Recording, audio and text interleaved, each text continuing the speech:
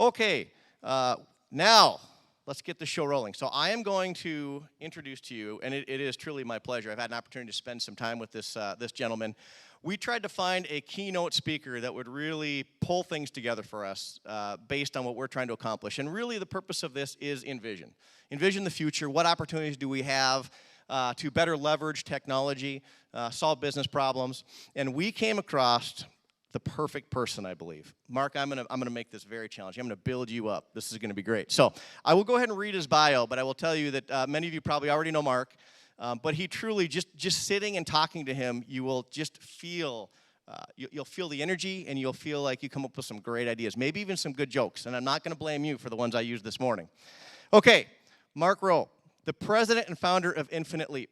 It's a Fargo-based firm intent on transforming healthcare delivery and patient experience through the use of innovation and technologies. He has founded multiple companies, designed several award-winning products. He's advised many startups on business and product strategies, funding, innovation, and overcoming the many challenges of getting a new initiative off of the ground. Prior to Infinite Leap, Mark co-founded and was the CEO of Intelligent Insights. This man knows how to innovate. He has built a career on innovation. So who better than to kick us off and teach us a little bit about it than Mark Rheault.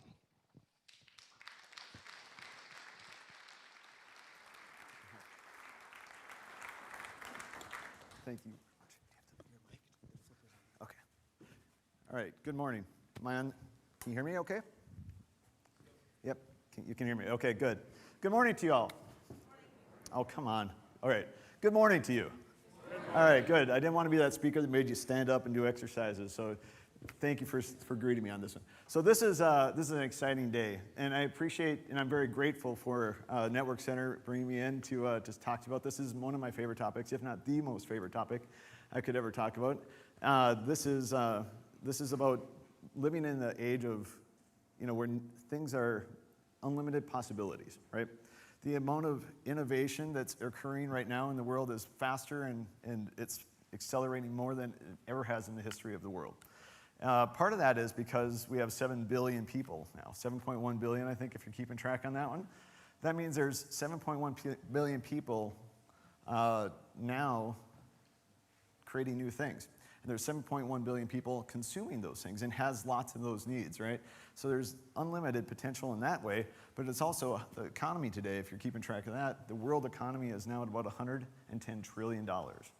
So there's a market out there for this stuff, and it's only accelerating. So the things that we're looking at today that, that didn't exist 5 years and 10 years ago, that's even going faster and faster. So if you like to innovate, and this is the kind of stuff, you love gadgets, you love technology, you love all that, that's awesome. And there's innovation everywhere. There's social innovation, there's all different types of things.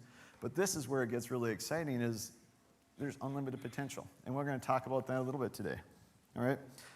Just going through my past a little bit, I know you mentioned a few of those things, but I've started some of these companies, and innovation is just truly a passion of mine, and it's something I did ever since I was, I grew up here. I did the whole lawn mowing thing from age 10, where you push your lawnmower down the road and somebody pays you $3 an hour. That was what I did, and it grew from there to I worked at Sanford. So do we have any folks from Sanford here? Sanford Merrick here? Okay.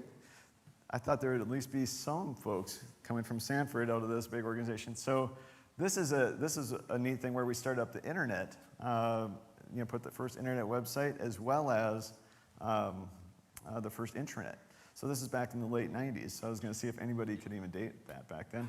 So we actually started some of those things up, then went into, from healthcare and workflow automation with web technologies, went into sensory networks. So Be at Home was a company we started up in early 2000s. And that was a sensory network, home automation type of company. And so the very next thing we did is try to help with some of these companies that wanted to get into the space. So I started a consulting company. But then that's where Insights came in. And it was a combination of when I worked at Sanford and some of the things I learned there about the workflow and the technologies that we could use there, but also healthcare processes, right? So we blended that with home automation type of technologies like sensors, and that's where Insights really was founded on that concept. And so how do you automate something in healthcare? And then it's grown into another company called Infinite Leap, which is similar in nature, but now we're going very deep into the healthcare organizations and using a wide variety of technologies. So trying to really create the ultimate patient experience, and that's what we're doing now with with Infinite Leap. And so this is just a fun evolution to see how it all grows, but it's just everything is built on itself over time. So with that, I'm going to jump in here about even just asking what is innovation, right? So innovation, it means something different probably to a lot of different people, but it could be, if you actually look at some of the words that describe it in a thesaurus, just using those as a reference, you know, those are all positive words. This is just a fun thing. To me, there's nothing more exciting than, you know, than innovation. It's everything about creativity and using technology and doing all these kind of things, blending it together and doing some fun things. So what are some good examples of that innovation today? Things that are just changing right before us, right? So everybody knows about the self-driving car, and this is something that's becoming a reality. It's actually making some extremely good progress, and in the very near future, this is going to be a reality. It's that whole Jetsons thing where it's going to drive you around. It's not yet flying like it did in Back to the Future for 2015, but it's getting there. We also have commercial space missions and travel. So you got SpaceX out there, started by Elon Musk. Elon now has decreased the cost to bring astronauts up to the moon, up to space, to the space station, by 94%, from $1 billion on every trip down to $60 million. And now he has a contract for NASA for doing that. So those are the kind of revolutionary things that we're doing. So it's not even just space travel anymore. It's space travel that's getting much more affordable. And eventually, in our lifetimes, we can actually see commercial space travel. That is one of his goals, to do those kind of things. Interplanetary travel, we're not there yet. We haven't gone to Mars yet, but very likely in our lifetimes, we're going to see this. You know, it's not 1969 and the moon. It's been a while since we've done something like this, but this is coming too. And that's where SpaceX actually has that interest in doing that. Elon Musk himself would like to go to Mars. He just doesn't want to have a big impact, he said. So this was not even planned. This is very cool, though. If you've not seen this Amazon Echo, this is like when I talked about starting Be at Home. It was a very cool thing. We won even back then. It was basically, we called it the big toaster. It was like a computer with a few other parts in there. We had one hardware engineer that did this. But with that thing, we actually won Consumer Electronics Show in 2001 and 2002. This is like that times a million, right? What we did back then compared to what you can do now, this thing actually controls your home. So I actually bought one of these recently. And you can say, turn on the lights. It's going to tell you, it's going to connect and tell you, you know, if there's water in your basement or if there's, your house is secure, it does all that. But you can say, play your Pandora station. It has everything that Siri or Google, OK Google, I guess, all that stuff that has all built into it. So now you have this power that's, you know, and it has a great speaker system and all that. So it's in your house and you're just talking to it. So it has great, if you're thinking about all the different technologies it takes to make that a reality, it's instantaneous. It's hitting the internet and it's answering you instantaneously, so it has to do that on the internet. But it's also has every access to Google and the whole search engine that does that. It ties into Pandora, it ties into any of the music stations out there, Amazon's Music, et cetera. Every fact you can imagine. And so it's at your fingertips, and it's $179. It's one of those things that's now affordable that anybody can have these type of things. And it hooks into your home. It took me less than half an hour to set this thing up. It's just amazing at what's actually in reality now with this. All right. Now, then there's fun stuff. So this is one of the 2015 innovations, is the combination jet ski and ATV. So it doesn't have to be even this amazing, you know, out-of-the-world space stuff or self-driving cars. There's just fun stuff, you know, too, that's coming out. And because really, when you think about all the needs we have, part of it is that entertainment. We want to have some fun stuff to do. And that one's just cool. All right, this one is a mind-blowing one, right? Can you imagine a world where organ donors are not necessary anymore? It's one of those things where you can print organs. This is in process right now. There's actually, one of my clients is a major innovator on this space. This is down in Wake Forest Baptist Health. One of the key leading folks in this has developed a way to print skin. Actually, I got to, right on a pig is what he's doing right now, but basically the pig would lay there and it actually can print skin right on it and it grows right into it. And they're actually creating other organs too. And it's a 3D printer and it's using stem cells and it does some crazy stuff like that. But this is the kind of thing that is evolving. It's not there yet, it's not printing organs for everybody right now, but this is definitely coming right now. So we have the Google Smart Contact Lens. If you heard about this one. This one is one of those neat things too. It's a 24/7 monitoring of your glucose, and you can see there's it's just a normal soft contact lens, but it has a passive RFID essentially built into it. And so you have a sensor, you got the chip and antenna, everything's built right in, and now you don't have to do it the old-fashioned way. And this is just one type of device. There's actually tons and tons of these.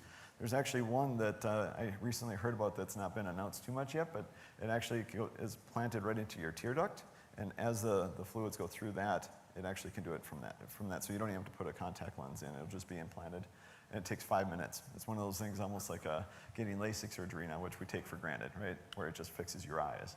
Very cool stuff. All right, this is another super cool one. This has been out for a little while now. This is like they have the Da Vinci assisted robotics. This is super cool because I actually got to, being that I'm in the healthcare field, I got to go inside and watch some of these things and play around with the tools.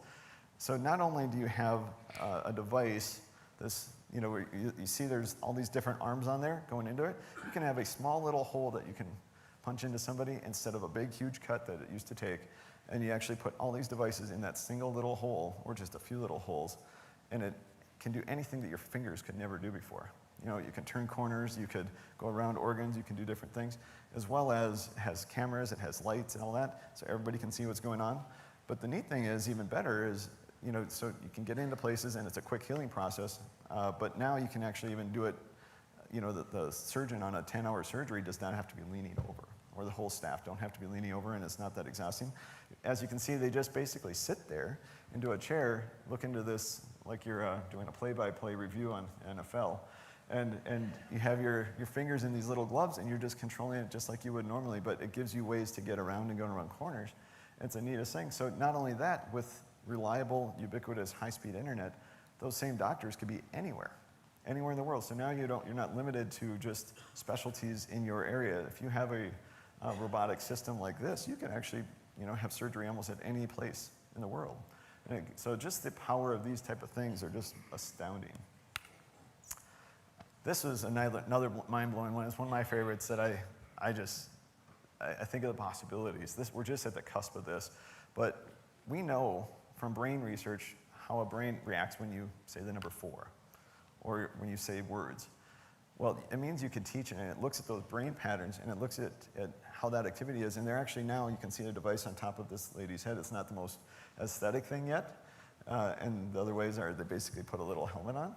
But basically, you can now read what somebody is thinking by their brainwaves.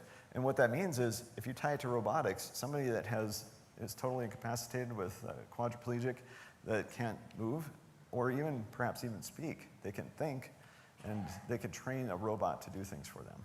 So it's becoming, just by thinking now. It's not even there's used to be the controls where you have to blow into something or all those, or if you have limited mobility with the hand. This literally, you just think it. You can turn channels on your TV. You can turn the volume up and down. You can type. Those are the type of things that's happening. You can actually control a robot, and they can bring things to you. So it gives independence and quality of life type of things.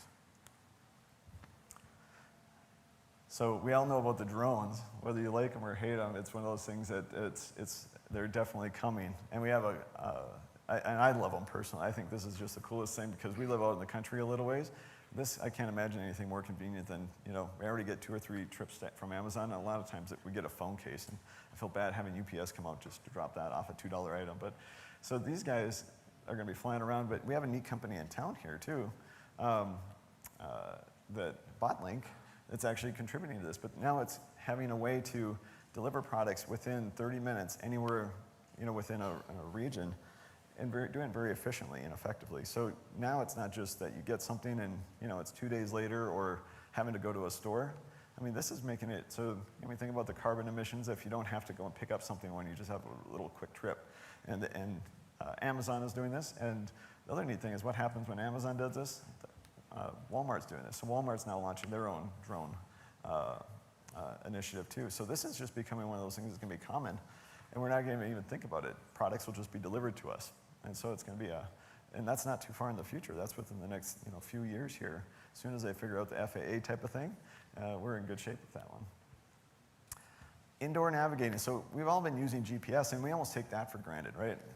it's not, I mean, if you think about how GPS works, that's pretty crazy. You have all these satellites up in the sky, and they're out beaming down, and basically every one of us can now navigate with this thing and know where anything is, and we can do neat things like crowdsourcing by Google knowing where all the phones are and the pace they're going. We can see where traffic accidents are. We can see where traffic buildups are.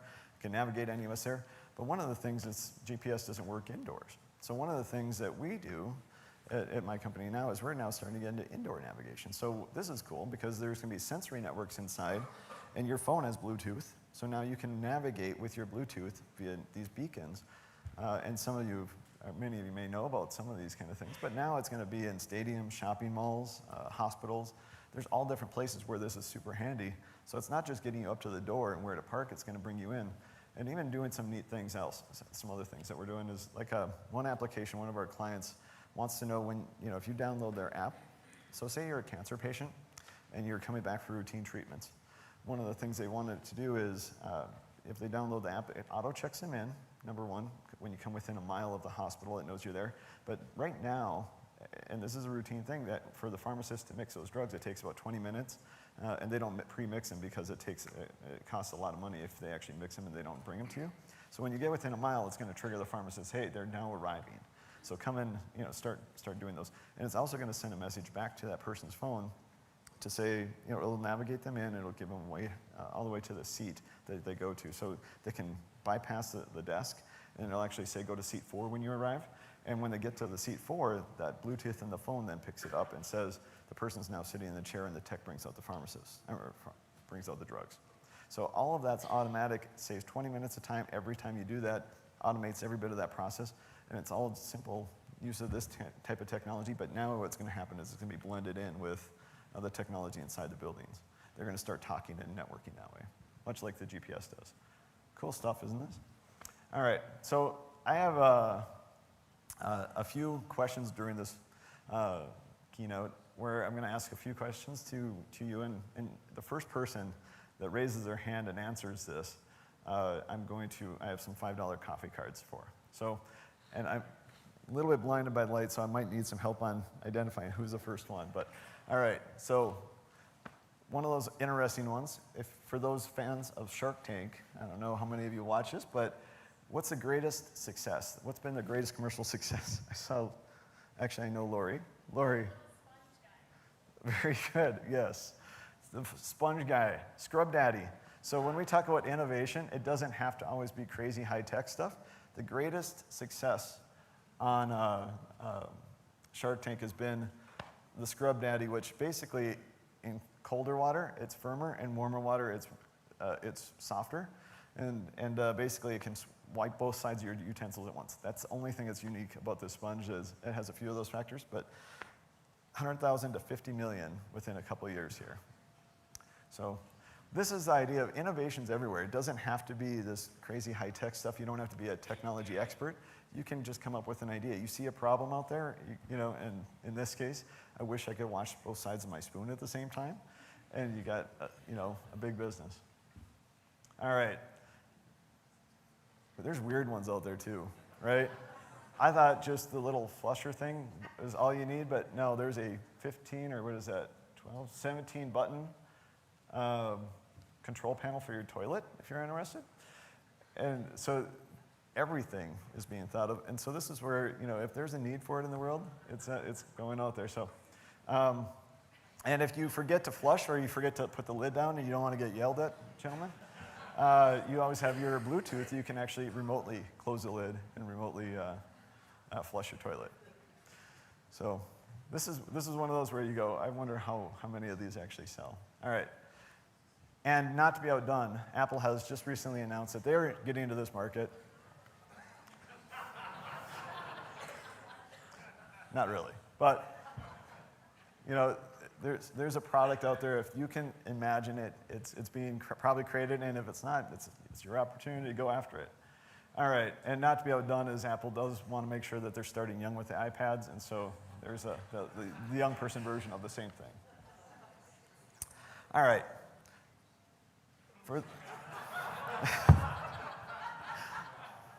I don't even know what to say about this one, but apparently there's a market need, whatever the world needs, you create it.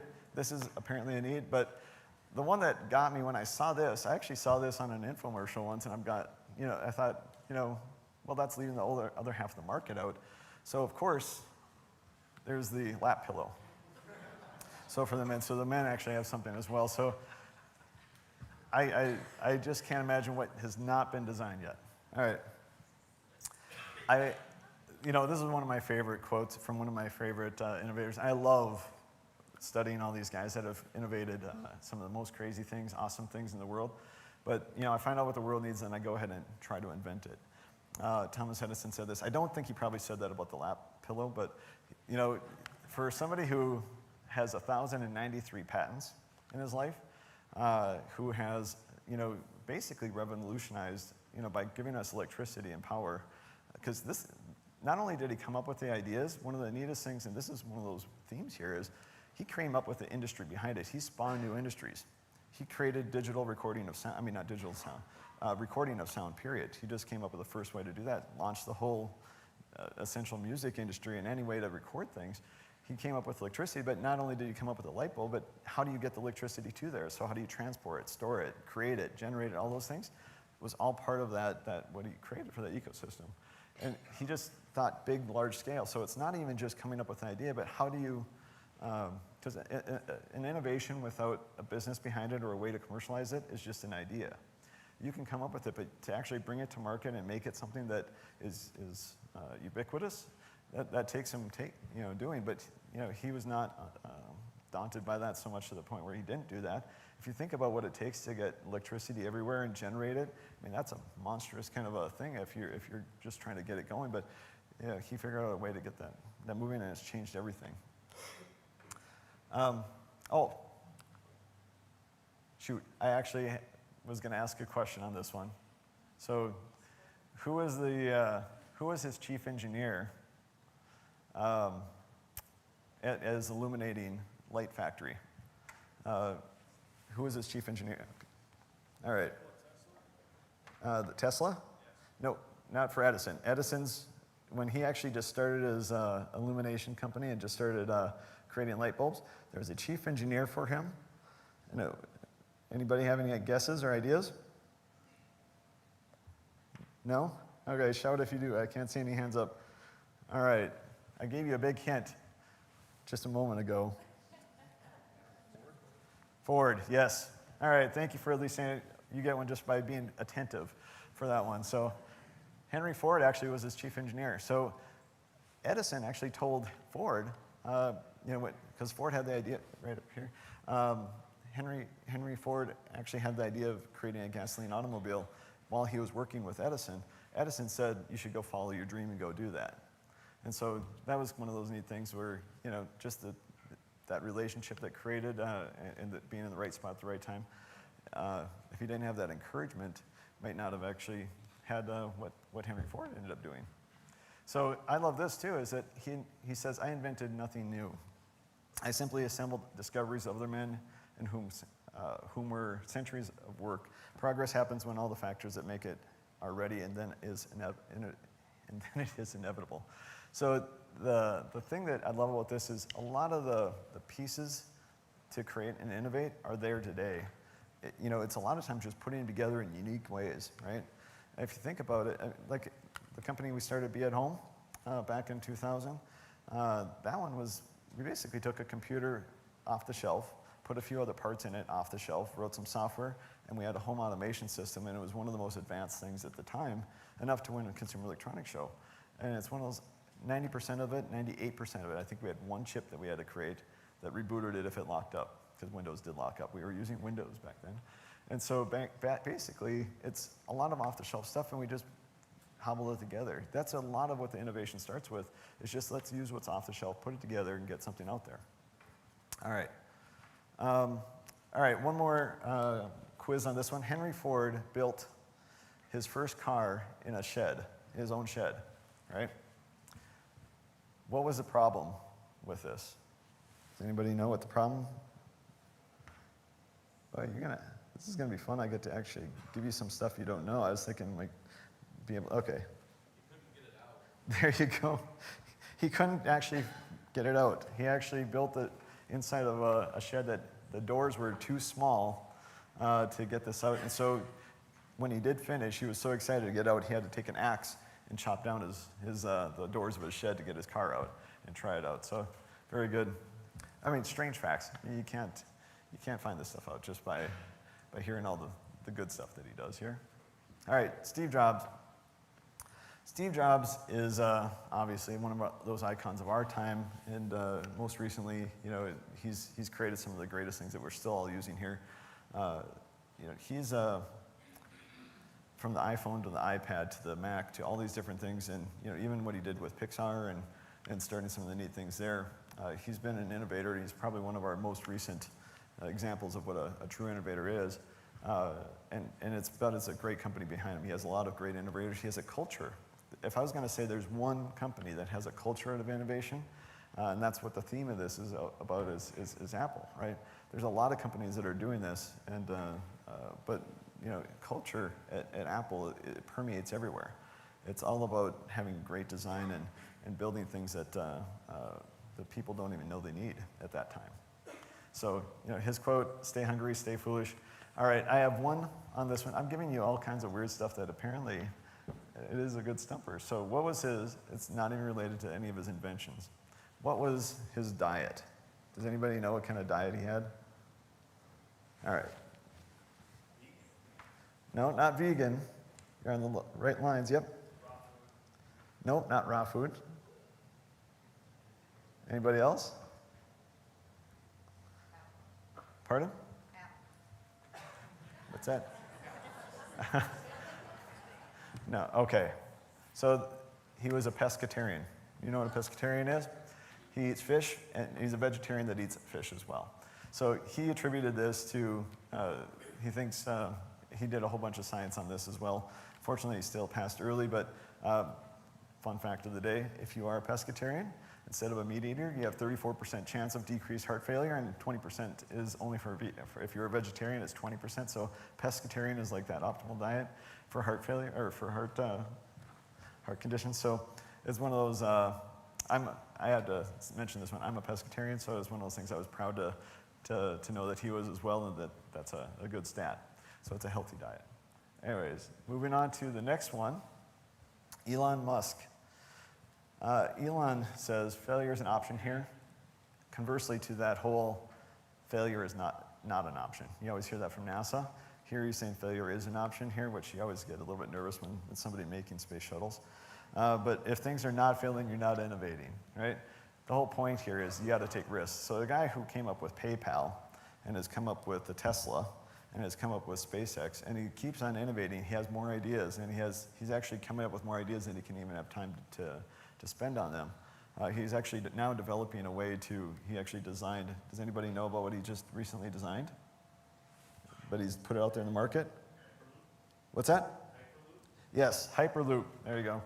So the Hyperloop is a way to get essentially from New York to LA in 30 minutes, basically through a frictionless tube.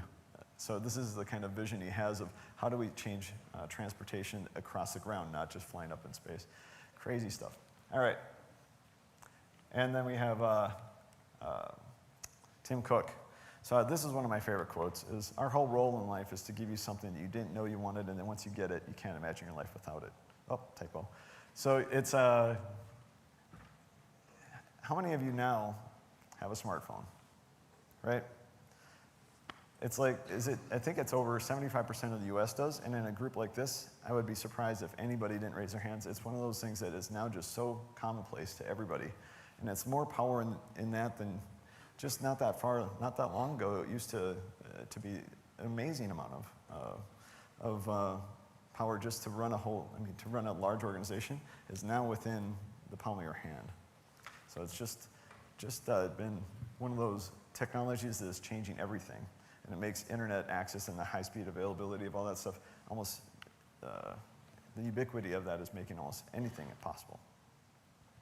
All right, Jeff Bezos. Love this, love the innovation on this one too. We see our customers as invited guests to a party, and we are the hosts. It's our job to make every important aspect of the customer experience a little bit better. This is all about customer experience. So this is changing retail, obviously. It has Walmart's attention in a big way. But everything that Jeff Bezos is doing is, he thinks about every single click, every single, down to that minute detail of how do they experience, how do they buy, how do I anticipate what they want, make it, get it there before you even think about it. So their engine that they built behind this, I think we probably all used Amazon quite a bit. It's like the engine they have behind it has so much intelligence and so much power and so much speed that it makes everything so much easier. And this is by far where I buy most of my stuff now. If I have to buy anything, I know it's probably going to be less expensive. It's going to still get to my house very quickly, and now, especially with the drones, it's going to be quicker. But this is the kind of thing that changes the whole experience and the way we buy things, too. I can't remember. Do we have any more of those gift cards left? We have one more. Okay. So very innovative company. They've started all types of things. Amazon Web Services as well, by the way, which, by the way, runs Netflix. So one of those other companies out there that is hugely innovative. But Jeff Bezos, when he comes up with, he doesn't come up with all the ideas. So when people bring ideas to him, he said there's only one way to do it. And he bans one thing in particular. Does anybody know what he bans? PowerPoints, yes. He will, very good. He will not let anybody bring a PowerPoint because what it does is it minimizes, it dilutes it down to just a few bullets. And what you need to have when you're creating and innovating is you have to have some critical thinking. You're blending a bunch of different things. You're blending, is there a business for this? Is the technology ready? Is the market ready? Is there is the economy's there? All those different factors, and he wants you to think about those. And one of the other things he wants you to do is write a press release before you actually create the product. As part of this, what would the press release read? What would it say in order for to move forward with that product? He wants you to think through critically all those different aspects. And I think that is a very smart way to do it because you don't want to just go after every single idea, but if you actually think it through and think about all of what it's going to take and is there a market for that, how much would they pay for that, and blending it all together, those are the kind of the key things you need. All right, next part of this, so how do companies innovate and what happens if they don't, right? One way, obviously, is by creating revolutionary new products. And if you don't, you know what happened to BlackBerry on this one. It's a common one where basically if you don't stay ahead of the curve, even though they had the market share, they had a lot of innovation, they didn't stay ahead of the curve, and so they're falling back, and they're struggling now to even survive. But Apple came out with a new idea, a fresh idea on something that already existed, but it's a big, big difference on that one. So disrupting traditional industries. How many of you have used Uber so far? So this is one of those things, if you're traveling, if you haven't yet used Uber, to me it's one of those things, once you do that, I can't imagine ever using a taxi again. It's different in so many ways. So you go from a highly regulated industry with labor unions and all that type of thing, to now anybody could be a taxi driver and everybody's an entrepreneur, right? They set their own schedule. They make their own, all the money that goes through that. So Uber, sets the rates, sets all that up and pays them. So now there's not even any money exchange. It makes it so much simpler for the consumer, for the drivers, and it makes it easier for basically there's no regulation on this industry, so now it's unlimited to how you can do this. It's a whole new model. It's that whole, if you have a device in your hand, you can now get a taxi ride within a few minutes from almost anywhere. Any major city has this, and it's disrupted this completely. And it's hard to imagine how taxis can even continue in that type of environment because Uber is just, anybody just can start up their own business at this point. And it's less expensive too, and it's better. And by the way, the other reason to use Uber, every one of them has been a great experience.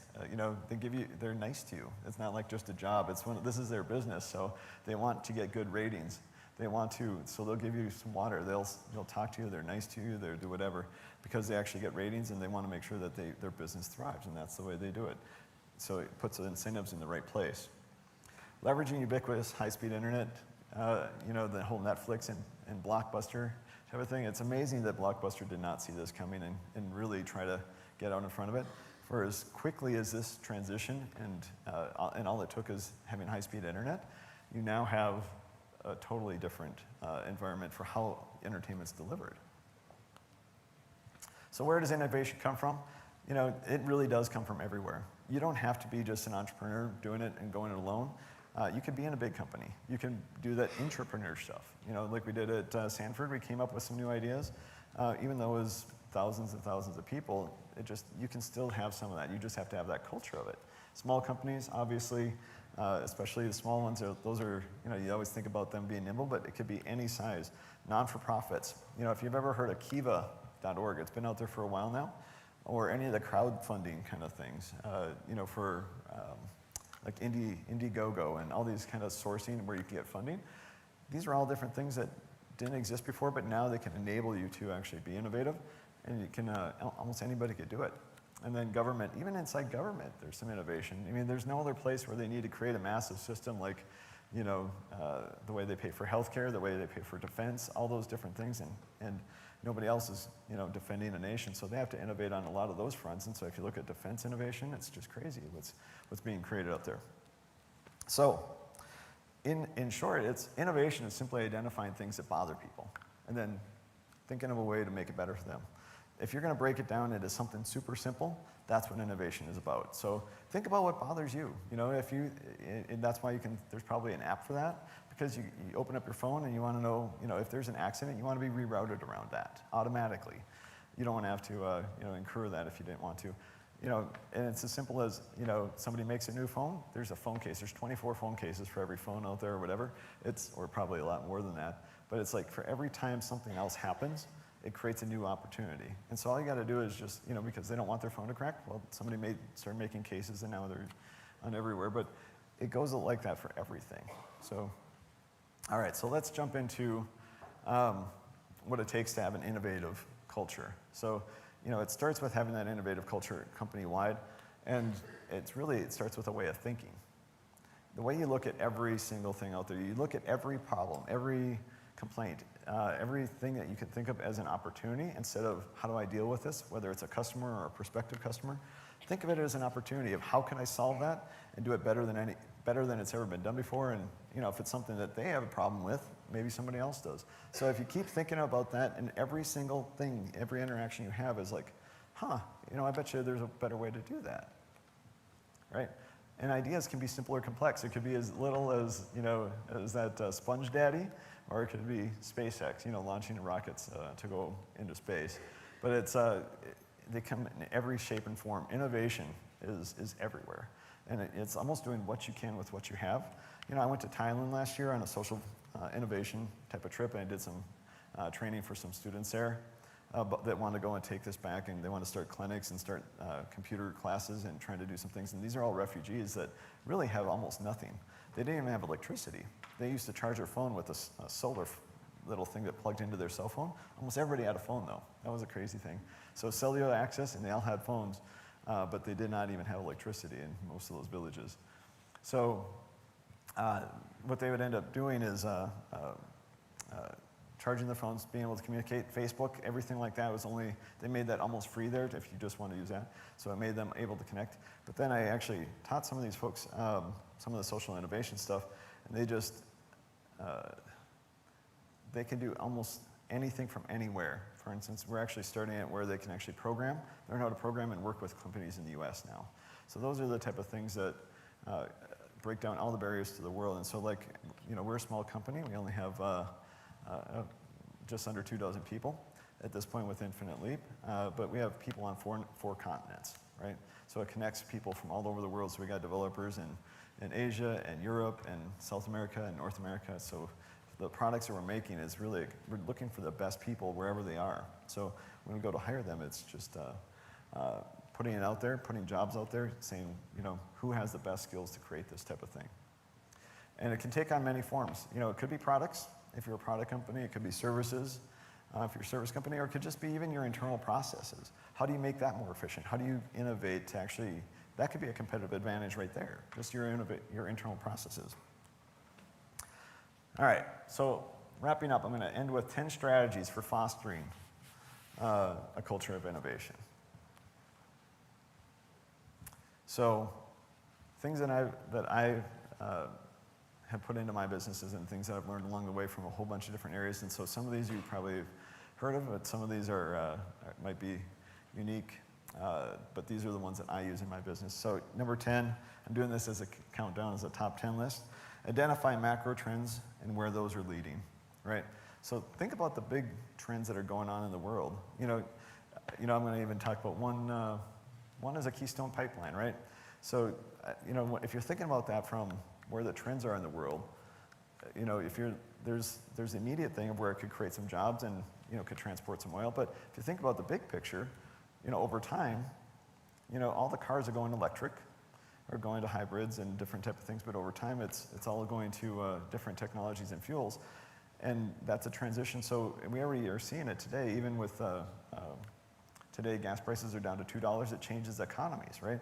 And now may not make it cost feasible just that quickly. It went from $4 down to $2.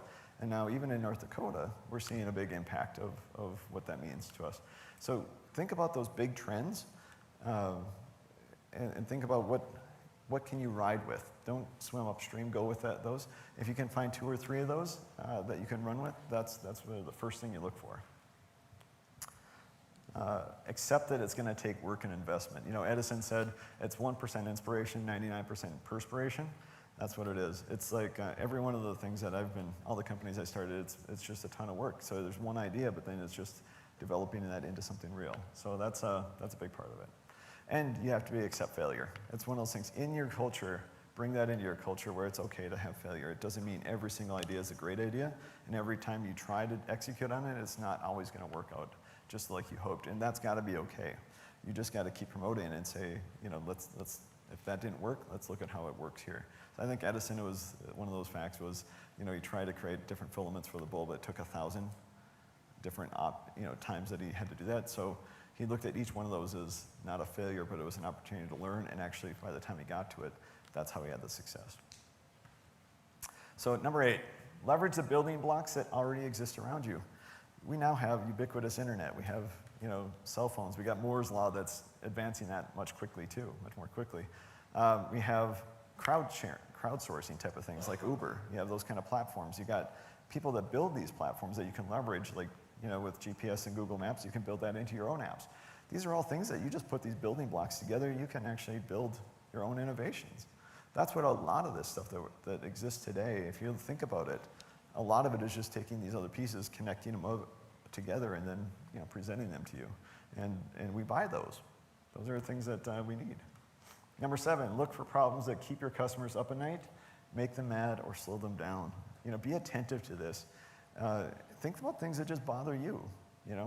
What bothers you when you get up in the morning and through your day, just kind of make mental notes of that. And every time you hear something from a customer or a potential customer that you could actually do something about, make note of that. And because this is what drives the buying decisions, is if they're frustrated, look for the emotion, especially the things that make them really mad. If they get emotional about it, if it frustrates them, and if it gets them all, gets them excited, those are the things that you pay attention to. And then what you do is you ask if anybody else is, right? So if you go to one customer, like this wayfinding thing was a good example, that indoor positioning.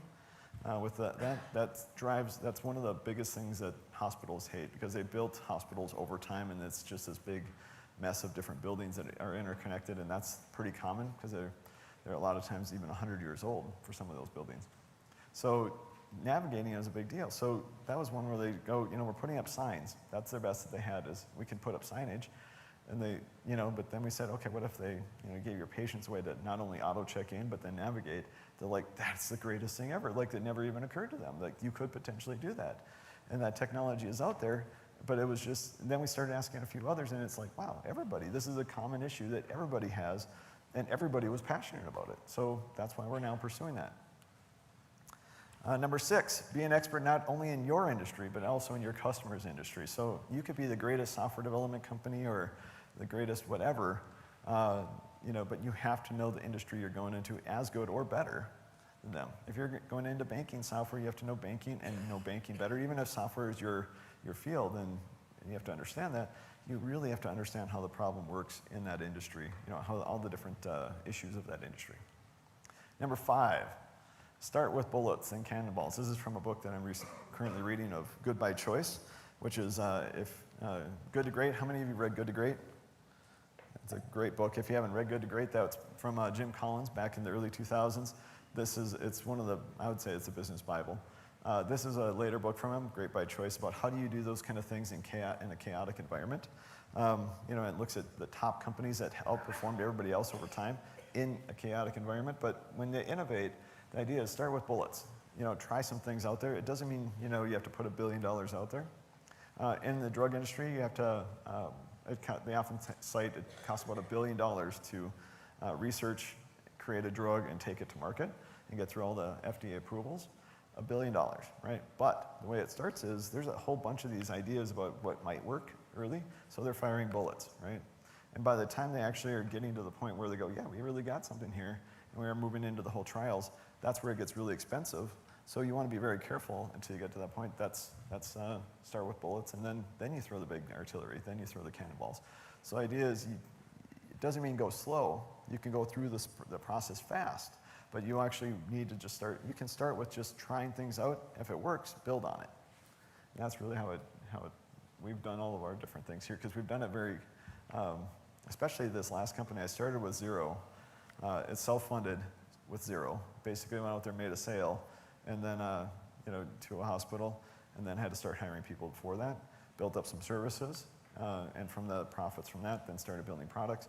But this is one of those things where literally from my last company, Intelligent Insights, everything I had was still tied up in that one. So when I started this, it's like I didn't have the resources to do it. And I didn't want to take on any investment at the time because I wanted to build something up first before I got to that point. So really, this is the bullets and cannonballs is exactly how we're doing it. Get it out there, get some sales, get some things moving, and build on it. So number 4, begin with the end in mind. Write your press release before you start. I mentioned that earlier, what Amazon does. But think about not just the incremental steps, but what is it going to look like a year from now, 2 years from now, 3 years from now? Where do you want it to go? What kind of problems is it solving? What kind of value is it creating? Think about, try to create that futuristic view of what's going on, and write that. Use your critical thinking. How do you blend all that stuff together? Structure your company to be innovative around your smart creatives. This is from How Google Works. This is another good book about it. How do you create innovation in a culture? The way they do it is, and what a smart creative is somebody that has the technology understanding, the background and understanding of how technology works and the capabilities. Also, the industry subject matter expertise, right? And knowing what are the problems and then the business side, like what actually works in the market, what's the competition have, what's the price points for this, how much do we get to charge for this, so how much is it going to cost? Do we have to make it to create this? What's it going to cost? So all those kind of things. If you have a smart creative that can blend the business, the technology, and the industry knowledge, you can blend that in one person, because that's really where the power comes from, is having blending all those pieces together. They actually call that the smart creatives, and then they put the marketing around them, the engineering around them, et cetera. So Apple does this. They have a chief designer and a chief design department. That's where they put all their smart creatives. Google does the same. Basically, you have your designers there that are coming up with these great ideas, and that's exactly how they end up doing this. Focus on your hedgehog, things that you're passionate about. If this is from good to great, by the way, your hedgehog is, I'm not going to explain the whole hedgehog, why they call it hedgehog, but it's basically the thing that what are you going to be able to go forward in the market with, or in your career? You think about it for yourself as an individual or your career, but what are you passionate about? What are you best in the world at? And what are things that can drive your economic engine? So those are the 3 things. And if you think of a little Venn diagram coming together, the place where all 3 of those come together, that's where you focus. That's where you innovate. That's number 2, because the hardest thing is I've started businesses that I'm not passionate about. You don't stick with it. It doesn't drive you, right? Also, to be the best in the world at, I'm not going to try to, create a new drug, or I'm not going to try to do something, create space travel. It's not something that I can do, so I'm not going to go after those. But and what's going to drive your economic engine? Is there a market for this? If there's 1 million people that want lap pillows, you can make lap pillows. But those are the things, and if you're passionate about it, and all those kind of things too. But this is where you look. This is where you focus. Last one here. Number 1, make innovation part of your mission, values, and strategic planning. This is ultimately where it all comes together, right? So in your mission, put innovation as part of that in some way in your values. Make it one of your, and this is not just lip service for this. It means literally you actually put programs in place about innovation. Like 3M, they used to have, I'm not sure if they still do it, where they designate part of the day, that you can actually, every week you get to spend some time on your own ideas. That's how you actually bring it in there. In strategic planning, having initiatives as part of your strategic planning that promote the innovation. Do all of those things. You bring it into the core fabric of your company, and you promote those ideas. You recognize people. You reward them. You celebrate those. And that's where you focus on this at every aspect of your company. All right. And lastly, and most importantly, have some fun. Don't be so stinking serious about this stuff. This is all about having fun.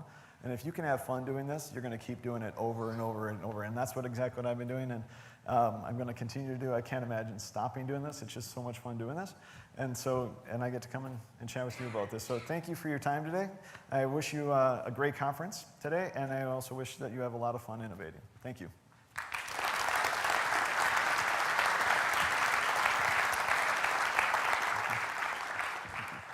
Great job, Mark. Thank you so much. I'd also like to point out, it's important what you mentioned about taking time to innovate, because every afternoon at about 2 o'clock after lunch, I put my ear against my laptop and I close my eyes. And people have accused me of sleeping, and really I'm listening to the laptop for any kind of innovative ideas that I can come up with. So thank you for pointing that out so everyone knows what I'm doing. Okay. Mark, that was awesome. I think you guys can all appreciate what he brings to the table. And there's little things that every day that I've learned from talking to Mark that are innovative ideas that I guess I just never expect come from places you just wouldn't think of. So for example, our administrative team came up with a way to reduce our travel costs by forming a very unique partnership with a rental car company so that they're ready to go, less expensive. So reduced travel costs with an innovative idea, easier to administrate. That's huge, and I just take that stuff for granted every day. So no matter what your role is with the company, I think it's a great, great, great message to always be looking for innovative ideas, ways that you can help. Okay, we're going to take a short break. 10 o'clock, we'll be back in this room. We have a great panel coming up with regional IT leaders. So go take a break, visit the vendors, and be back in here at 10 o'clock. Thank you.